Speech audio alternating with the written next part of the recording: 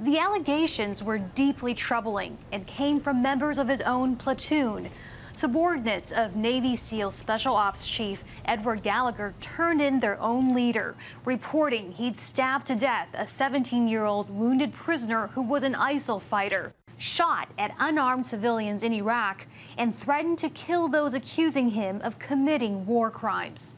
But at Gallagher's military court-martial for first-degree murder and other charges, the prosecution had no forensic evidence to put forward. No body, no autopsy, and thus no official cause of death. Once we got into trial, they weren't prepared, they didn't expect, they didn't do what is needed in a case like this. Really, this should never have gotten to a trial the way that it did. A dramatic blow to the case against Gallagher was the bombshell claim of another Navy SEAL who testified under immunity that it was he who had killed the young ISIL fighter. The witness was a medic, telling jurors he closed the teen's breathing tube as an act of mercy. The prosecution never recovered, and the jury of fellow military members acquitted Gallagher of murder. Yeah, I'm happy and I'm thankful. Thank God, and I leave with him and my wife.